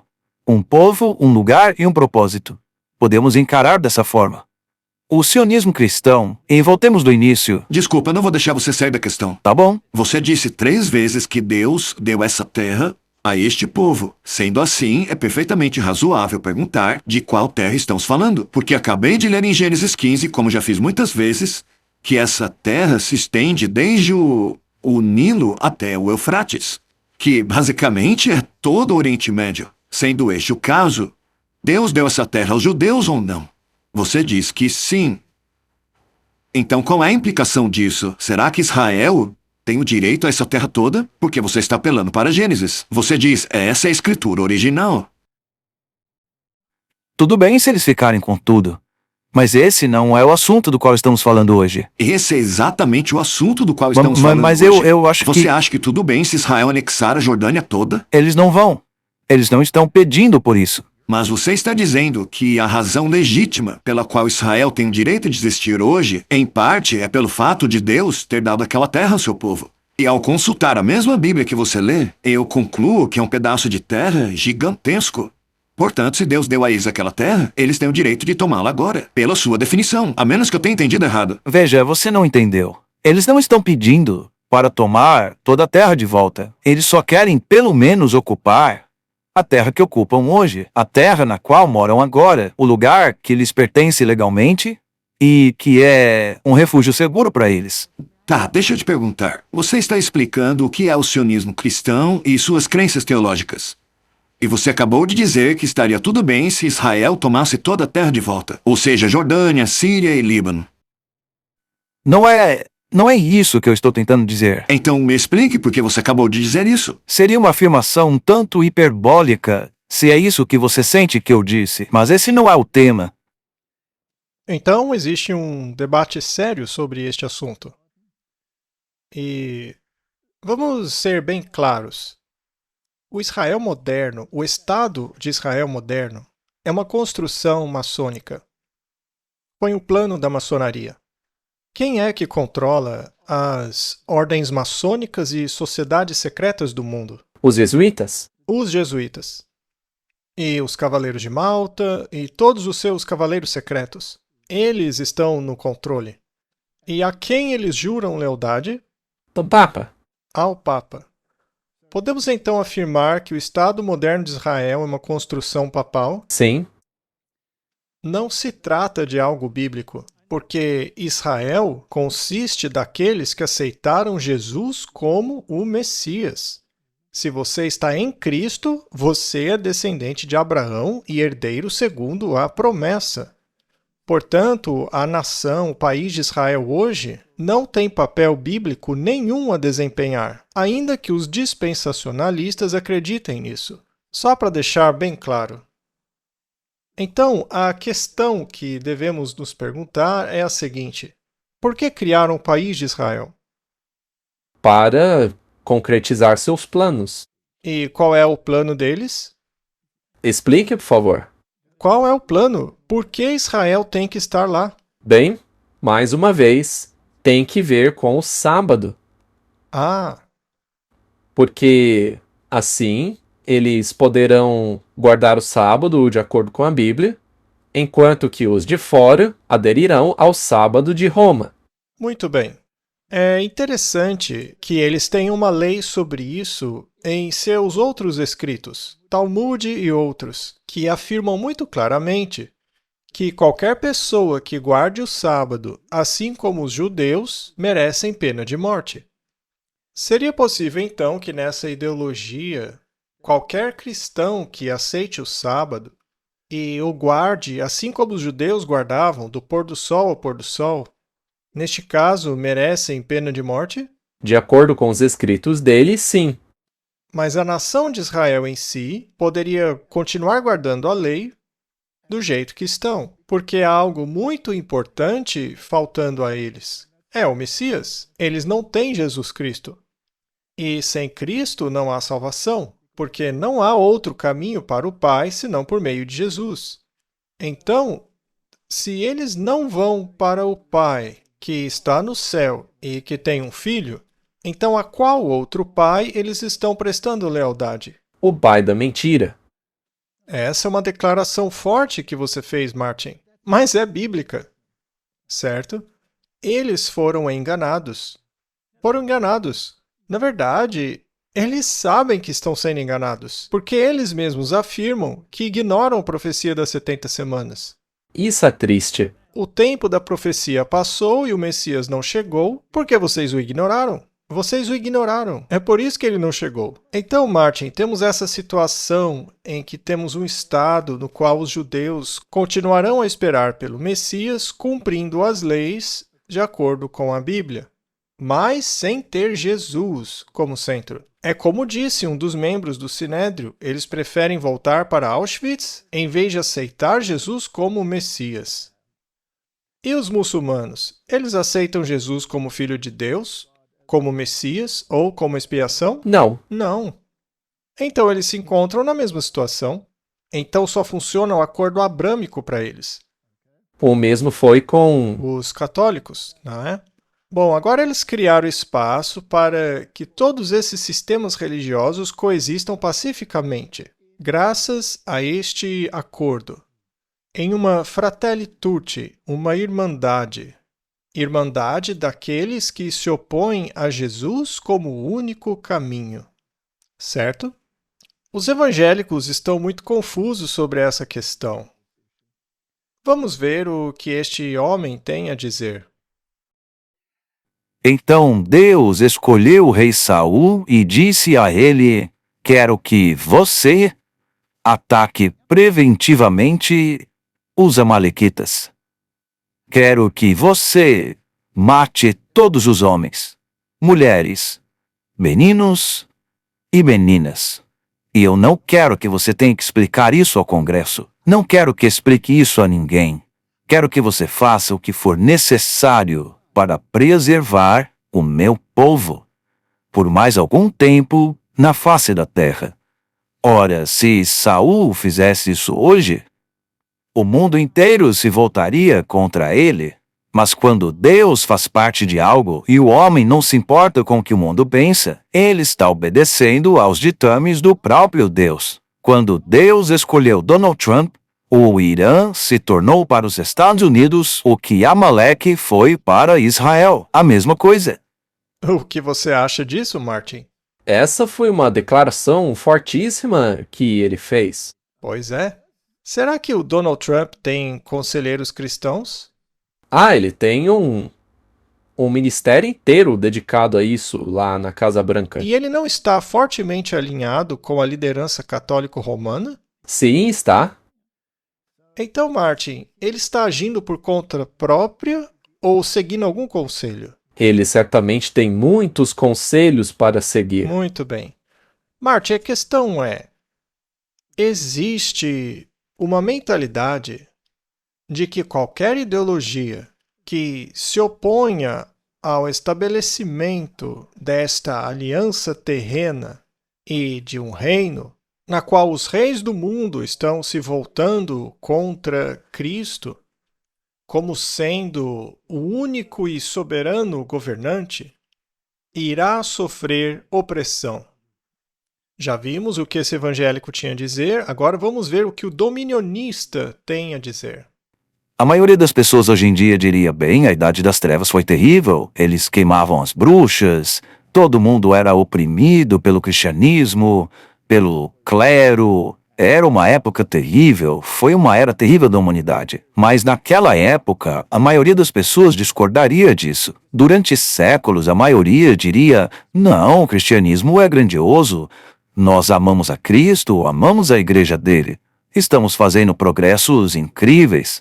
Na verdade, nós repelimos as trevas, expulsamos demônios, espíritos demoníacos literais das tribos do norte da Europa e lugares da América. Você sabe, tudo isso. Então, estamos fazendo um progresso incrível, descobertas incríveis, novos mapas, inovações, invenções. Então, eu sou da opinião de que a Idade das Trevas, na verdade, é uma operação psicológica. A Idade das Trevas, na verdade, foi a Era de Ouro. Na verdade, o Iluminismo foi a verdadeira treva que veio sobre nós. A verdade é que o Ocidente hoje vive numa Idade das Trevas. Aqui estão 5 critérios para se poder votar. Primeiramente, a pessoa deve concordar que os Estados Unidos é uma nação cristã. Ela precisaria fazer uma profissão pública que tenha fé cristã para sim poder votar. Então, o primeiro requisito antes de abordar qualquer outra coisa é a fé da pessoa. Religião. Ela tem que ser cristã. Bom, mas que tipo de cristão? Um cristão que siga algum credo histórico. Ele deve afirmar isso publicamente. Deve afirmar publicamente o credo de Nicéia e o credo dos apóstolos. E quanto aos católicos, poderiam votar? Sim. E quanto aos ortodoxos orientais? Sim. E quanto aos batistas, anglicanos, episcopais e presbiterianos? Sim. E quanto aos mormons? Não. São uma seita.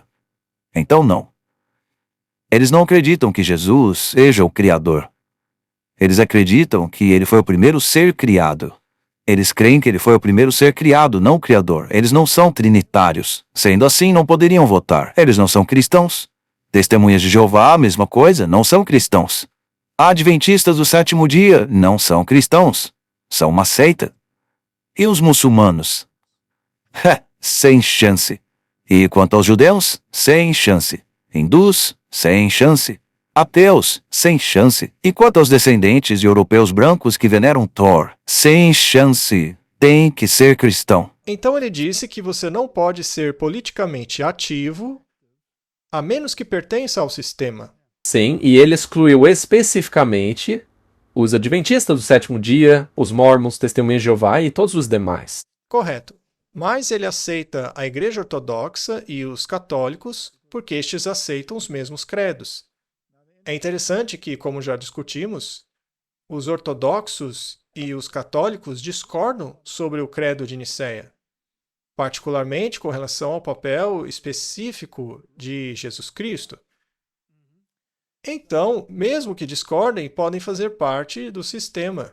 Mas, por outro lado, os adventistas, que creem na realeza de Cristo, Não podem fazer parte, porque, segundo eles, não são cristãos. Então, é assim que eles pensam. E quem será marginalizado? Quem se opõe a eles. Aqueles que não se encaixarem no sistema. Mas se você ceder às exigências do sistema, tudo bem. Se você for contra isso e disser que não aceitará a lei que os cristãos estão implementando, pelo fato de aceitar a lei somente como está na Bíblia, quem se torna o seu inimigo? Todo mundo. O Estado. Os judeus se tornarão seus inimigos, porque eles não te permitem guardar o sábado se você não for judeu. Os cristãos ficarão contra você, certo? Porque você tem que guardar o domingo, não pode guardar o sábado. E quanto aos Mormons, Martin, eles não guardam o domingo? Então poderiam receber a marca na mão. E ficariam muito felizes em se encaixar no sistema. E quanto aos testemunhas de Jeová, não fazem o mesmo? Simplesmente negam a divindade de Cristo, certo? Então, Martin, temos aí um sistema no qual um grupo apenas que aceita a divindade de Cristo, aceita a realeza de Cristo, aceita o governo de Cristo e aceita a expiação de Cristo e aceita a obediência à lei dele, porque Jesus disse, se vocês me amam, guardem os meus mandamentos, são rejeitados como cristãos. O que se torna os outros, então? Não seriam Babilônia, que caiu por se recusar a aceitar tudo o que a Bíblia diz? Muito bem. Martin, isso vai ficar muito interessante. Vamos seguir. John Gill defende que ambas as tábuas da lei sejam autoritativas, incluindo os primeiros 4 mandamentos, porque estes têm a ver com a nossa relação com Deus. Por exemplo, sábado, sábado, sábado, não usar o nome de Deus em vão, etc. Então a primeira tábua também seria vinculativa e deveria se tornar lei e ser respeitada pelos juízes civis. Então os juízes não deveriam apenas legislar sobre coisas como roubo, como não matar, esse tipo de coisa. O magistrado deveria também legislar de forma a garantir que em nosso país não se cometa blasfêmia. Martin, ele disse com todas as letras que querem legislar os 10 mandamentos, inclusive a primeira tábua da lei. Só que o dia de descanso será o domingo. Sim. Douglas Wilson também disse isso claramente. Douglas Wilson disse a mesma coisa. Vale a pena revermos isso. Até que ponto você é adepto do incrementalismo? Por acaso, para você, os políticos deveriam chegar ao poder e fazer coisas extraordinárias, como legislar o sábado e tudo isso? Ou você acha que não é para tanto?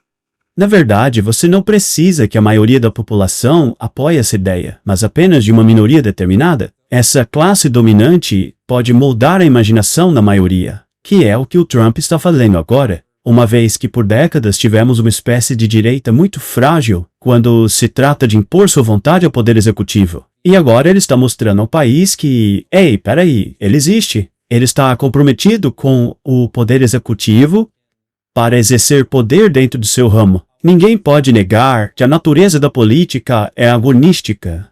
Há uma luta nela. Após ter ocorrido o debate, se você o ganhar, você ganhou. A partir daí, você simplesmente impõe sua vontade sobre aqueles que discordam. Muito bem. Então, Martin, o sábado se tornará a grande questão. Porque é a própria essência do autoritarismo com relação a por que você tem o direito de ditar a moralidade. Essa é a questão central, mas também a marca da besta. É o sinal papal. Todos devem ouvir o que o Papa diz. Agora, até que ponto eles estão dispostos a se tornarem militantes nesse assunto? Vamos ver o que Mark Meckler diz sobre isso. Acho que a coisa mais importante que a igreja fez e que foi muito prejudicial foi trocarmos a retidão e a verdade pela empatia e tolerância. Os princípios mais exaltados nas igrejas que eu visito são a empatia e a tolerância. Mas empatia e tolerância ao mal é intolerância. Veja, isso é algo que eu sempre digo, mas que acabou tornando-se controverso. Mas cada vez mais pessoas acreditam que temos que nos tornar menos tolerantes. Somos tolerantes demais, como povo e como nação. E veja, existe precedente bíblico para isso. Na antiga Israel, esse tipo de comportamento não era tolerado. Não toleravam isso na época de Jesus. Jesus foi muito direto sobre esse tipo de coisa. Só que hoje a gente ensina essa mentalidade agradável e higienizada. Eu diria que hoje a gente ensina uma versão feminina de Jesus. Mas Jesus foi um homem que fez um chicote com sua própria mão e entrou lá chutando as mesas, gritando com as pessoas, chamando aqueles homens de víboras por estarem pecando contra a lei de Deus. Só que nós hoje não fazemos isso. Pelo contrário, dizemos, hoje os escoteiros são gays, vamos respeitar a escolha deles. Bom, eu posso tirar os meus filhos dos escoteiros. O problema é que se eu tirar os meus filhos de lá por causa disso, vão me chamar de intolerante. Mas nós temos que ser intolerantes. Veja a história dos Estados Unidos da América. Veja a fundação deste país. Eu não estou sugerindo que devemos fazer isso, mas na fundação deste país, a maioria dos estados, as colônias daquela época, tinham leis que exigiam que as pessoas fossem às igrejas aos domingos. Eles não toleravam descrentes. Então essa ideia de que devemos aceitar tudo e todos, isso é uma ideia moderna. Isso vem de Satanás, está destruindo nosso país. Parece que estamos voltando à Idade Média, Martin. O que ele disse não soa bastante como um decreto dominical? Sem dúvida. É o que temos dito às pessoas há muito tempo. Os Estados Unidos não está se tornando católico?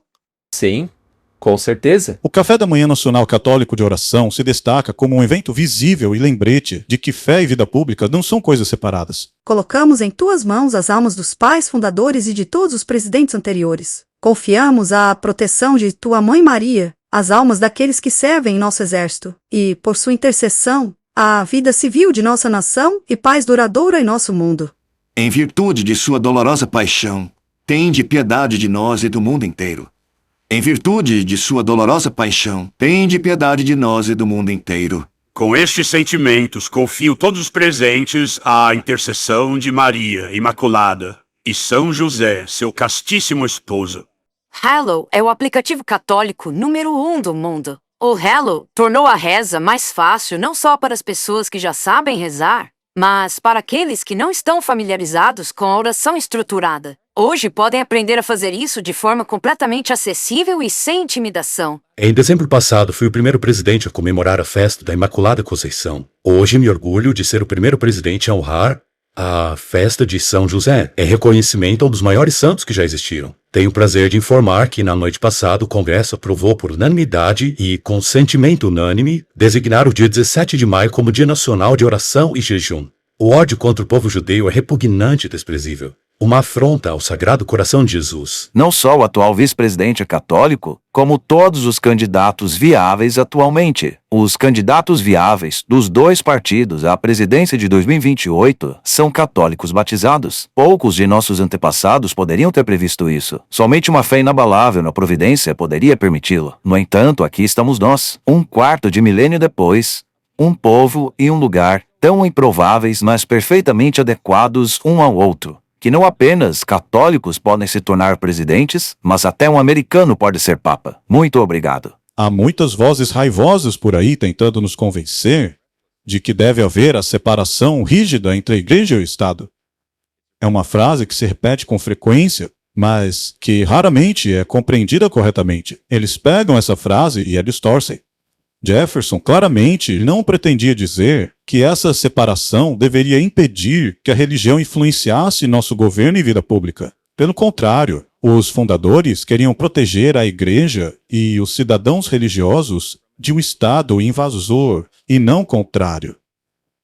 Nossos fundadores entenderam que uma sociedade livre e uma república saudável dependem de virtude religiosa e moral, não apenas porque essas coisas ajudam a prevenir o abuso de poder, mas também porque essas convicções tornam possível preservar nossas liberdades essenciais. Martin, por acaso a ferida mortal do catolicismo está sendo curada? O espírito de profecia diz que a América protestante iria estender a mão para agarrar a mão do catolicismo, e vemos isso muito claramente. Também tem aquele seriado The Chosen, cujo ator Jonathan Roumie, que interpreta Jesus, diz que ele carrega uma responsabilidade espiritual pesada ao representar a crucificação de Cristo. Foi a coisa mais difícil que já fiz na minha vida, tanto profissionalmente quanto pessoalmente. Qual é a história dele como um católico devoto? E qual foi o preço físico e emocional pesado que isso lhe custou? Passei muito tempo pedindo ao Senhor que me mostrasse o que Ele queria que as pessoas vissem e queria que as pessoas vivenciassem isso. E, se fosse possível, para que eu experimentasse uma fração do que Ele passou, disse Rumi. Eu estava disposto a me oferecer desta forma, e Ele me proporcionou algumas experiências realmente desafiadoras no set, física e emocionalmente. Bom, basicamente, ele está insinuando que pode contribuir, mesmo que de forma modesta, para a expiação dos pecados das pessoas. Basicamente, este é o conceito do tesouro no catolicismo romano, porque ele pode pegar do mérito e da dor dos santos e aplicar esse mérito a você, como se fosse uma indulgência. Martin, isso é a negação absoluta do sacrifício pleno, total e completo de Jesus Cristo. Este é o puro catolicismo. E então eles estão propagando orações ritualísticas, nas quais você lê livros de orações e acaba se ritualizando. Mas orar é ter uma conversa com Deus como seu amigo. É uma questão pessoal, não é um ritual. Se você torna a oração um ritual, você perde completamente o relacionamento com Deus. Não há uma fórmula que você tem que seguir à risca. 10 dessas orações, 5 daquelas, 3 da outra, e aí Deus vai me Ou ouvir. se você se enrolar em um nó, a posição de lótus, para que ele finalmente veja que você está falando sério. Ou leia uma passagem 100 vezes seguidas. Não sejam como os pagãos que repetem a mesma coisa sem parar. Então, Martin, isso é puro catolicismo se infiltrando. É uma mentalidade católica. E até onde isso vai? Quem poderá domar o Trump? Está surgindo um candidato improvável. A Igreja Católica. Não. Ele é um representante da Igreja Católica. Ele não se ajoelhou diante da estátua de João Paulo II? Ele é como um procurador dela. Ele também já disse várias vezes que é o presidente mais pró-católico que já existiu. O que os Estados Unidos precisa urgentemente agora, metaforicamente falando, é de um campeão nacional. Uma espécie de São Jorge moderno para matar o dragão, salvar o povo e garantir o triunfo do bem sobre o mal. Quem, na verdade, poderia preencher esse papel de salvador moral? Apresento-lhes o Papa Leão XIV, o Papa americano. Já começou? Claro que sim. Muito bem, vamos tentar concluir esta edição do programa. Vamos agora chegar aos detalhes sórdidos. O homem que veremos no próximo vídeo é o homem que liderava a organização antiterrorista nas Américas. E ele renunciou recentemente. Isso causou um grande alvoroço. Ele teve uma conversa com o Tucker Carlson e é interessante o que ele tem a dizer. Vamos analisar alguns aspectos. Além de falar sobre a guerra do Irã e por que ela nunca deveria ter acontecido e por que ele renunciou e todas essas coisas, há detalhes importantes, que é o que eu gostaria de analisar. Aí o Charlie Kirk foi assassinado publicamente de uma forma horrível. E nem sequer nos foi dada permissão para investigar isso. Charlie Kirk era um dos conselheiros mais próximos do presidente Trump. Ele também se posicionou fortemente contra uma guerra no Irã.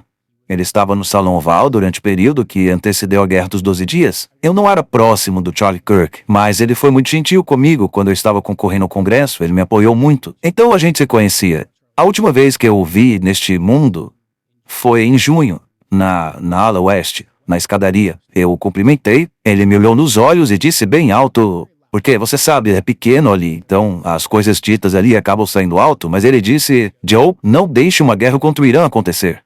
Bem alto. Então ele sabia disso. E ele foi embora, creio que para o Salão Oval. Portanto, quando um dos conselheiros mais próximos do presidente Trump está defendendo abertamente a nossa causa, não quer entrar em guerra contra o Irã, querendo que nós ao menos repensemos nossa relação com o país de Israel, e aí de repente esse homem é assassinado publicamente, e não nos é permitido nem sequer fazer uma investigação. Essa é uma questão, algo que temos que considerar. O que você quer dizer com não podemos fazer perguntas sobre isso?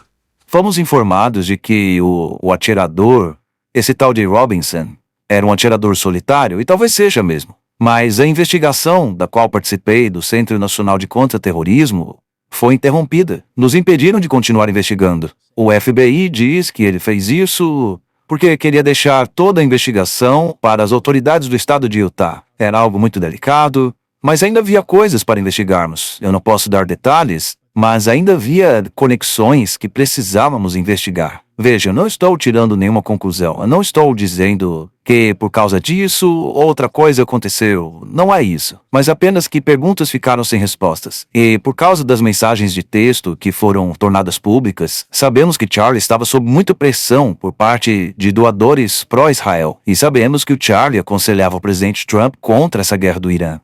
E sabíamos, ao final da Guerra dos 12 Dias, que os israelenses iriam voltar e nos pedir para retornarmos à guerra. Há duas questões aqui. Ele está dizendo que Charlie Kirk se posicionou contra uma guerra contra o Irã. Mas ele também fez outra coisa. Ele também defendeu o sábado. Ele acreditava na guarda do sábado da mesma forma que os judeus guardam. Agora, dentro do pensamento judaico, isso é permitido? Pelo que você explicou anteriormente, não. Não. Então há duas questões. Se ele aderisse à maneira como os judeus guardam o sábado e aderisse ao dia em si que eles guardam o sábado, isso também seria um problema para o mundo cristão? Sim, porque eles querem o domingo. Muito bem, então há dois problemas. Ele não disse isso explicitamente, mas insinuou que há algo mais profundo na morte de Charlie Kirk que não sabemos. Na verdade, ele está insinuando que pode haver algum envolvimento israelense. Porque essa mentalidade específica é problemática, não apenas para o judeu e para a ideia sionista judaica, mas também problemático para os cristãos. A esposa dele defende a forma como os judeus guardam o sábado ou ela defende o domingo? O domingo. Porque ela é católica romana. É uma mudança repentina, não é? Sim, nós mostramos a cerimônia e tudo mais. Ela defendeu claramente o domingo e o domingo. Então Charlie Kirk tinha dois problemas. Em primeiro lugar, ele se opôs a esse tipo de guerra. Portanto, ele se opunha a essa expansão judaica. E também, implicitamente, contra o acordo abrâmico, em certo sentido. Em segundo lugar, ele estava defendendo algo que era problemático para os cristãos. Então, esse homem aí insinuou que há mais coisa escondida por trás da história. Esta é uma conversa muito interessante, onde o Tucker Carlson está falando sobre essa guerra e sobre Israel, e ele está conversando com uma pessoa a partir de uma perspectiva chinesa. Agora, essa pessoa tem muitas coisas interessantes a dizer, além do impacto econômico e todas essas questões.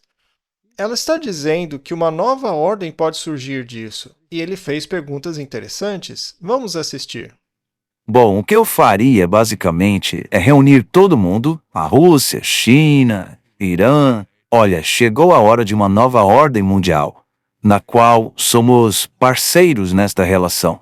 Antes, os Estados Unidos eram uma potência hegemônica. Antes, o dólar era a reserva mundial. Mas agora, o que queremos fazer é abrir um diálogo onde todos sejam respeitados, onde os Estados Unidos não são mais o agressor, mas um parceiro disposto a criar uma nova ordem econômica que beneficia todos, e não apenas alguns. Bem, Israel já não se comporta de forma racional. Está meio que tomado por uma febre escatológica. Se você assistir a alguns vídeos de Israel, verá rabinos circulando por aí dizendo que essa guerra no Oriente Médio, embora esteja destruindo Tel Aviv, é boa, porque vai nos levar à vinda do Messias.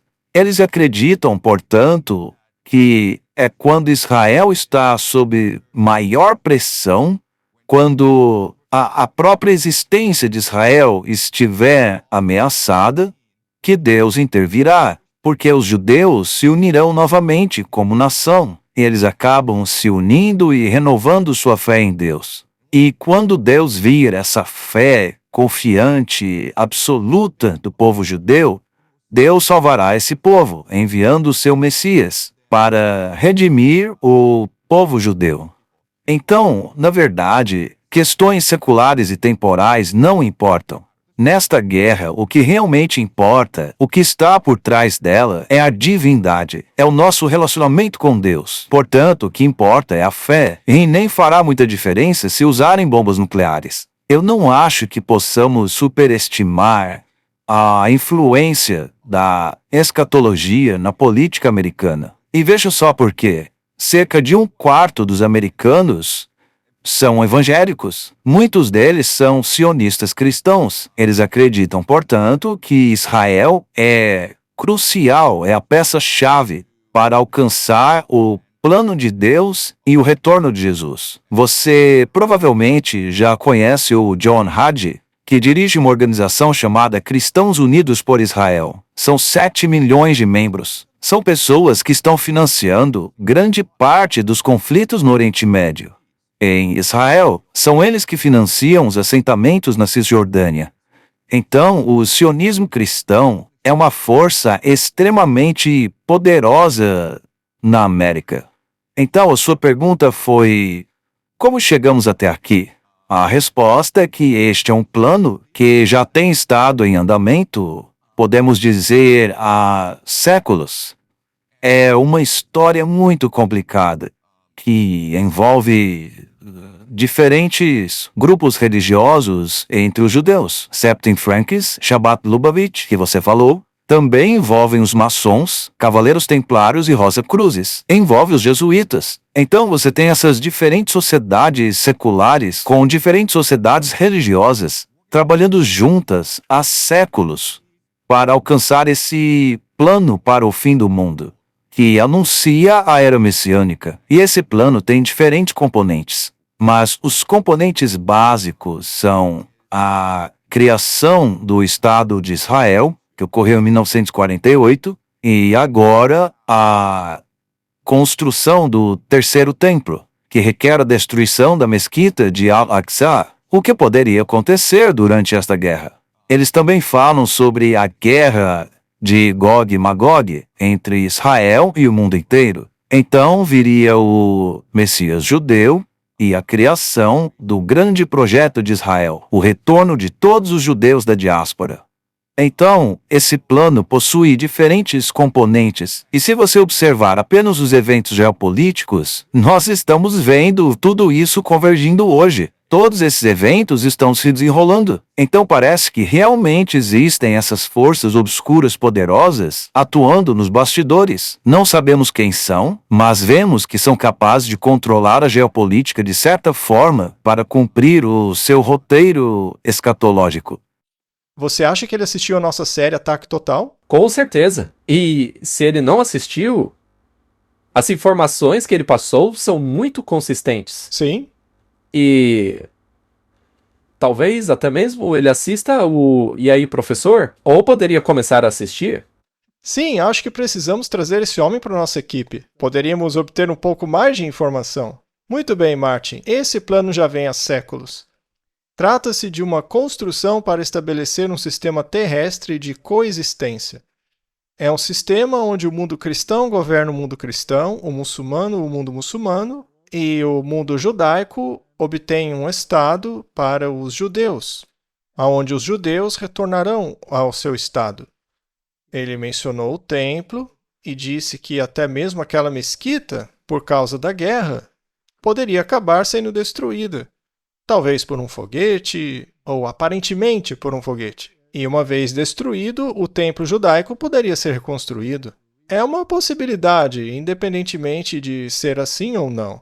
Porque, no fim das contas, há espaço suficiente ali no Monte do Templo para construírem o templo judaico, mesmo com a mesquita ali. Então, tudo isso é muito interessante. Vamos recapitular novamente. Essa guerra pretende erradicar qualquer pensamento que possa destruir a coexistência pacífica. Trata-se da erradicação de visões extremistas. Ela exclui qualquer visão que não se encaixa na visão deles. Todas as visões conflitantes devem ser eliminadas. Do contrário, não se pode ter um mundo com um bem comum. Mas o pior é que isso é contraditório, porque eles dizem que o jeito deles é o único jeito. Correto. Mas a questão é que o inimigo final é qualquer um que se opõe a essa unidade. E quando eles introduzirem a lei, e como eles mesmos disseram, eles querem legislar a primeira tábua da lei, quando isso acontecer, aqueles que honram o sábado bíblico se tornarão a escória da sociedade, não apenas para os judeus, mas para os cristãos.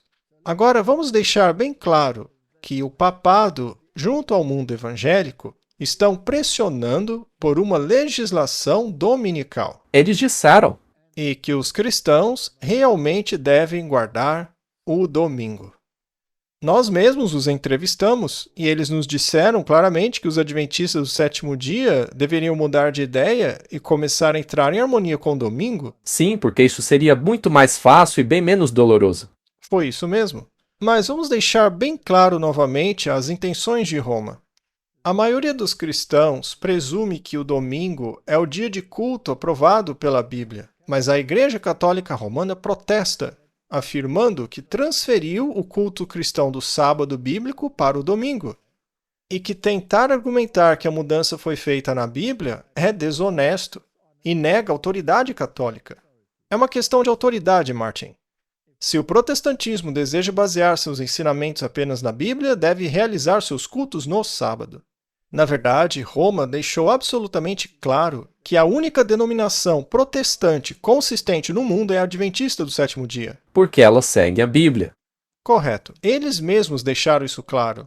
Então, eles dizem que ao aceitar o domingo, você está aceitando a autoridade da Igreja Católica.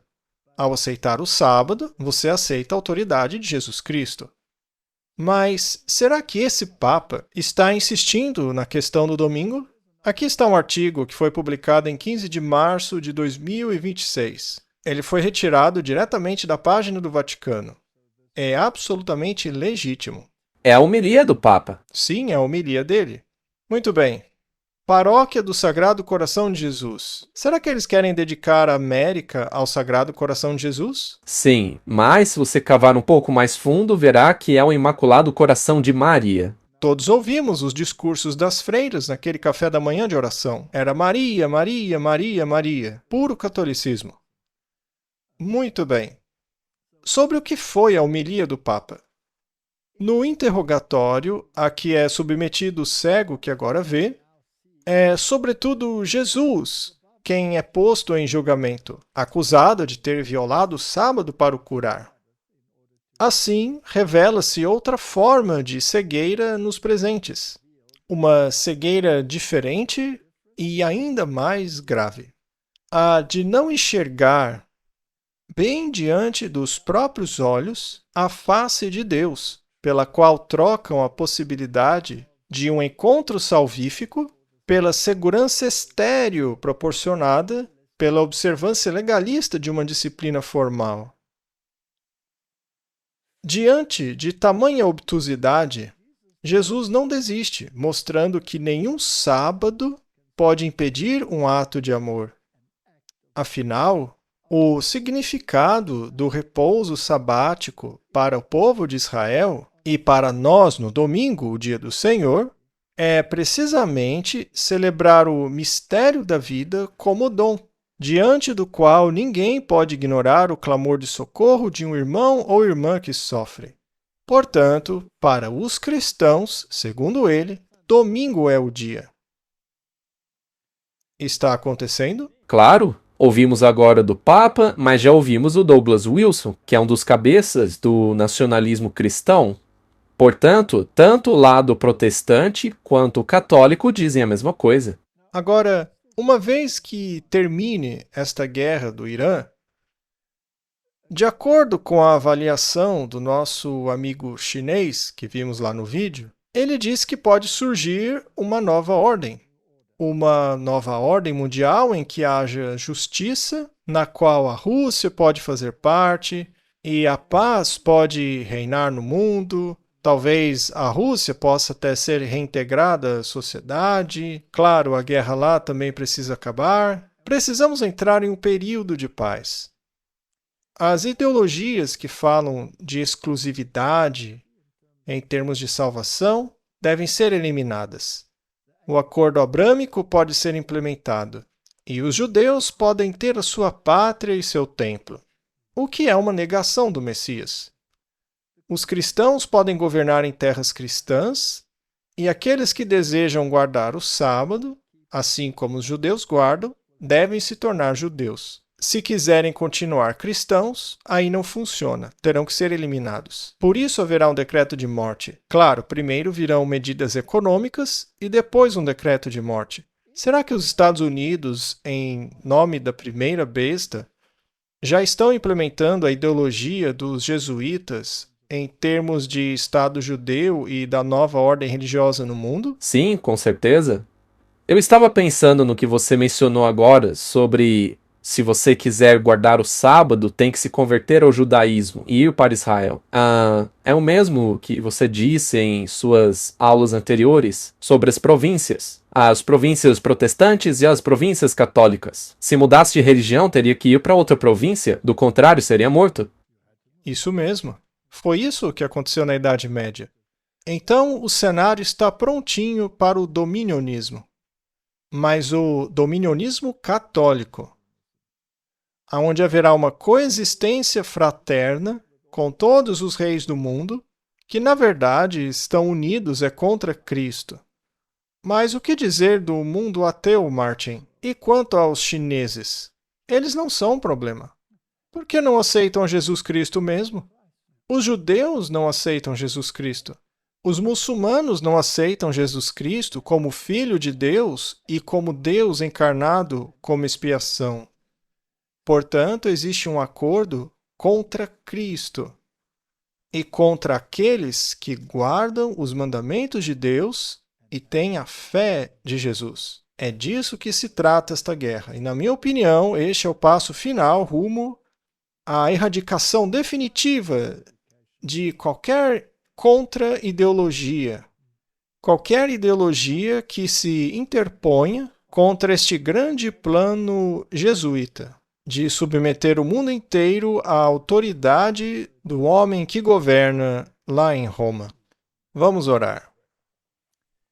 Pai Celestial, estamos testemunhando o ápice da história. Estamos testemunhando um alinhamento dos reis do mundo. Estamos testemunhando a eliminação de qualquer mentalidade contrária a esta ideologia. Seja a ideologia tal como é retratada no Irã, ou seja a ideologia tal como é retratada na mente de um Charlie Kirk, ou uma ideologia tal como retratada na mente daqueles que querem manter os mandamentos de Deus enquanto permanecem firmes na fé de Jesus. E o único em que podemos confiar para nos salvar nestas circunstâncias é o Rei dos Reis, Senhor dos Senhores, que prometeu retornar e eliminar todos os reinos que se uniram contra o Filho de Deus. Dê-nos coragem para defender a justiça e a verdade, em nome de Jesus. Amém. Você está buscando respostas reais para a sua saúde física, mental e espiritual? Essa será a Campal da Saúde. Teremos 3 palestrantes especializados trazendo orientações práticas e transformadoras. Bárbara O'Neill, Dr. João Vaz e Walt Cross. E mais, teremos um painel de saúde onde você poderá fazer perguntas e receber orientações diretamente com eles. Será um momento único para tirar dúvidas e aprender na prática. Além da saúde, a Campal também vai abordar temas essenciais para o nosso tempo: preparo para os eventos finais, profecias, música sacra de adoração e evangelismo. E atenção, ainda temos vagas disponíveis, tanto em acomodações coletivas como privadas. Se você quer cuidar da sua saúde de forma completa e se preparar para o que está por vir, essa é a Campal para você. Campal Terceiro Anjo, mais perto desse lar. Garanta sua vaga. do dia 17 a 21 de abril de 2026.